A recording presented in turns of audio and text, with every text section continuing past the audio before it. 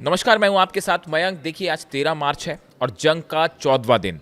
देखिए, जो खबरें आई पिछले 24 घंटे में, लगातार इजराइल पर हमले हो रहे हैं। ईरान की तरफ से जो है बैलिस्टिक मिसाइल्स, खुर्रमशहर 4 हो, फतेह हो, सेजिल हो, सब मिसाइल्स ने पूरे इजराइल को धुआं धुआं कर रखा है।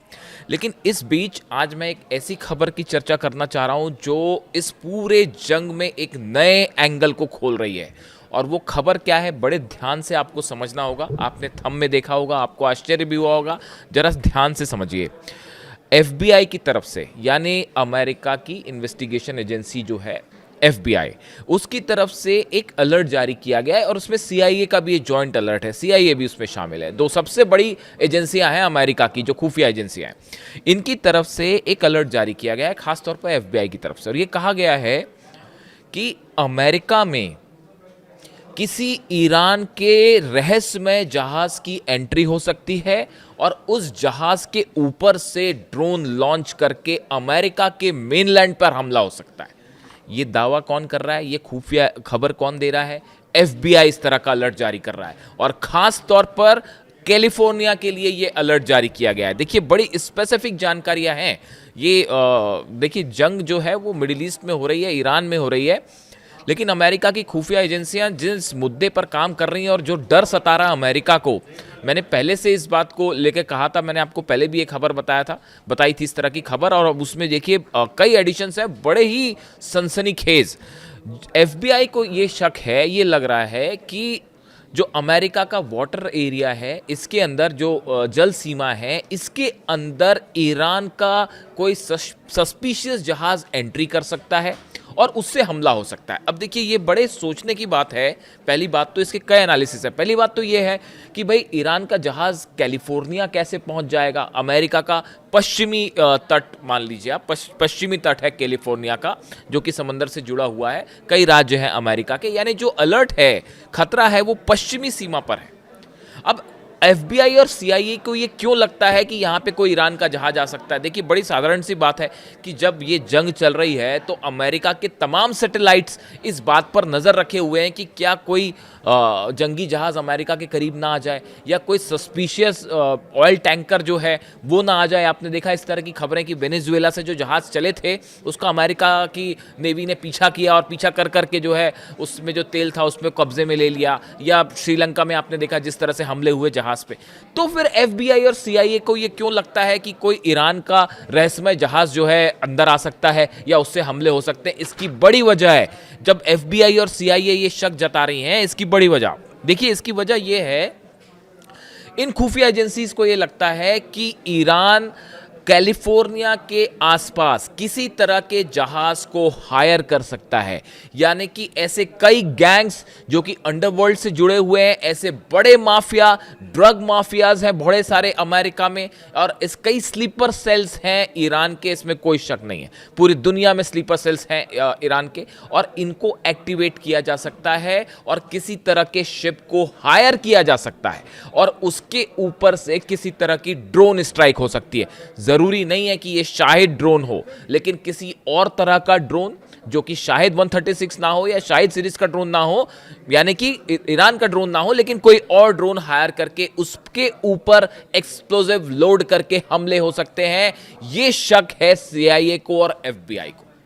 देखिए, इसमें जो और इंफॉर्मेशंस हैं, खास तौर पर उसमें यह भी कहा गया है कि जो कुछ ऑयल कैरिंग शिप्स हैं, जो कि तेल के जहाज़ हैं, वो किसी भी फ्लैग के हो सकते हैं। ज़रूरी नहीं कि उसमें किसी ऐसे देश का फ्लैग हो जिससे जो हॉस्टाइल है अमेरिका का, किसी भी देश का फ्लैग हो सकता है, और उससे भी ड्रोन्स जो हैं उसके ज़रिए भी हमले की कोशिश हो सकती है। इस तरह का भी शक जताया जा रहा है। देखिए, बीच में जब वेनेजुएला पर हमले हुए थे तो अमेरिका की नेवी लगातार फॉलो कर रही थी उन जहाज़ों को जो वेनेजुएला के आसपास थे, और उनको डर ये सता रहा था कि क्या इन जहाज़ों में कहीं हथियार तो नहीं है, कहीं ड्रोन्स तो नहीं है कि उड़ के टेक ऑफ करके वो हमला कर लें। इसलिए एक एक जहाज़ को अमेरिका ने फॉलो किया। अब वही चिंता फिर से सता रही है।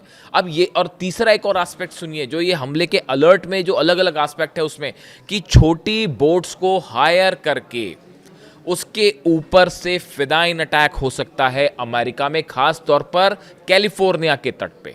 इस तरह की आशंकाएं जताई हैं एफबीआई ने। यानी कि आप देखिए, बोट से हमले हो सकते हैं, किसी तरह के जहाज़ को हायर करके उसके ऊपर से ड्रोन स्ट्राइक हो सकती है। और इसके अलावा जो बताया गया है कि जो तेल के जहाज़ हैं उन पर खास नज़र रखी जा रही है कि उसमें कोई सस्पिशियस एक्टिविटी तो नहीं हो रही है। यानी देखिए सीआई, मैंने इसको लेकर पहले भी वीडियो बनाया था, कल ही आपको मैंने ये बात बताई थी, पिछले वीडियो में आपको मैंने बताया था कि सीआईए ने ये आशंका जाहिर की है कि ईरान के स्लीपर सेल्स पूरी दुनिया में अब ईरान के अमेरिका की एम्बेसीज को, काउंसलेट्स को, अमेरिका के अधिकारियों को, सेना को निशाना बना सकते हैं। यानी अब ये जंग अभी तो ईरान तक चल रही है, मिडिल ईस्ट तक चल रही है, थोड़े दिनों बाद ये हो सकता है कि अलग अलग हिस्सों में आपको हमले देखने को मिले, शायद उस तरह का हमला जैसा कि ऑस्ट्रेलिया में देखने को मिला था।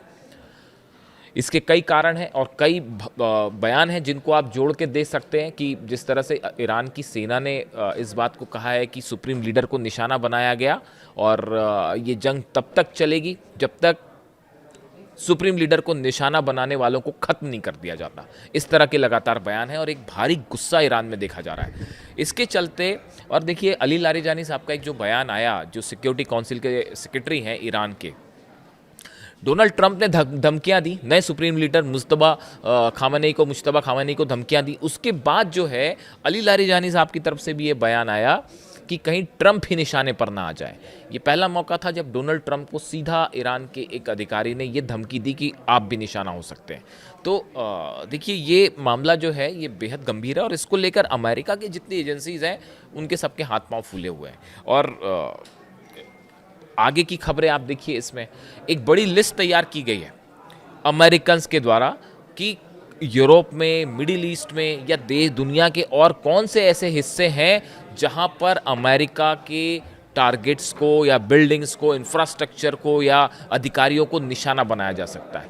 और इन सब जगह अलर्ट जारी कर दिया गया है और अधिकांश जगहों पर सुरक्षा के सख्त मेजर्स लेने शुरू हो गए हैं, अधिकारियों को वापस बुलाना शुरू कर दिया है। अगर आपने गौर किया हो, कल आपके पास खबर आपने देखी होगी कि पाकिस्तान के पेशावर में अमेरिका ने अपना कॉन्सुलेट जो है बंद करने का फैसला कर लिया है कि वहाँ पे कॉन्सुलेट नहीं चलेगा। कुवैत से, इराक से जो अधिकारी हैं वो सब वापस भाग रहे हैं। आधी से ज़्यादा अधिकारी लौट चुके हैं और बाकी के जो बचे हुए हैं वो भी वहाँ से भाग रहे हैं। यहाँ तक कि सेना भी काफ़ी लंबे समय थी और जिसकी ज़रूरत नहीं है उनको वहाँ से सबसे हटा दिया गया है। यानी देखिए ये खौफ जो अब अमेरिका को सता रहा है कि कहीं जो है वो घर में घुस के हमला ना हो जाए, ये एक बड़ा शॉकर होगा अमेरिका के लिए, दुनिया के लिए। ये मैसेज चला जाएगा कि ईरान ने घर में घुस के हमला कर दिया।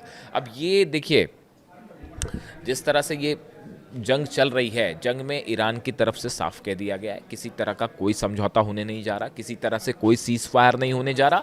और इस पूरे मुद्दे में जो सबसे अहम मुद्दा है सुप्रीम लीडर को निशाना बनाना, इस पूरे मामले ने शायद किसी तरह की सीज फायर या जंग रोकने की संभावना को ही ख़त्म कर दिया है। तो अब जो अमेरिका की एजेंसीज हैं, जो एक्सपर्ट्स हैं, वो ये मान के चल रहे हैं कि ये जंग के बीच में एक नया एंगल शुरू हो सकता है, एक नए स्तर पर अमेरिका में हमले हो सकते हैं, यूरोप में हमले हो सकते हैं, पूरी दुनिया में जो है अमेरिकी ठिकानों को निशाना बनाया जा सकता है। और ये रियल थ्रेट है, यानी ये सिर्फ खुफिया जानकारियों तक बात सीमित नहीं है या एक कोई कपोल कल्पना नहीं है, ये वाकई ऐसा हो सकता है। और इसके लिए अमेरिका ने अपनी तैयारियां भी शुरू कर दी है। और अभी जो सबसे ज़्यादा ये बड़ा हैरानी वाली बात थी, जब मैं इसको पढ़ रहा था अलर्ट को, जिस तरह से ये बातें आई कि जहाज़ से अमेरिका हमला कर सकता है, तो मुझसे कई लोगों ने सवाल पूछा कि ईरान का जहाज़ कैसे पहुंच जाएगा अमेरिका।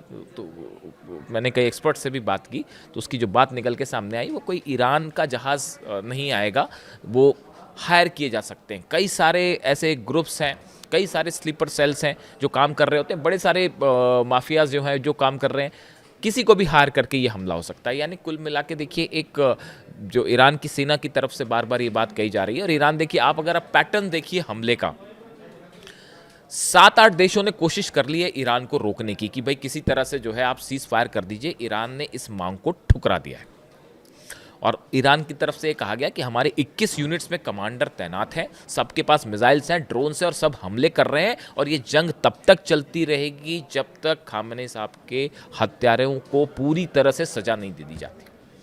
और इसके लिए किस किस स्तर पर जंग होगी, कैसे कैसे जंग पे स्तर पे जंग होगी और उसको रोकना कैसे अमेरिका और खुफिया एजेंसीज रोकेंगी, ये अब अमेरिका के लिए एक बड़ी चुनौती बन गया है, जो आने वाले वक्त में एक ऐसे खतरे को पैदा कर सकता है जिससे निपटना अमेरिका के लिए एक बड़ी चुनौती होगा। देखिए आपके क्या व्यूज़ हैं इसको लेकर, कमेंट करके बताइएगा। जो भी जुड़ा अपडेट होगा वो मैं अगले वीडियो में आपको बताऊंगा। Thank you so much.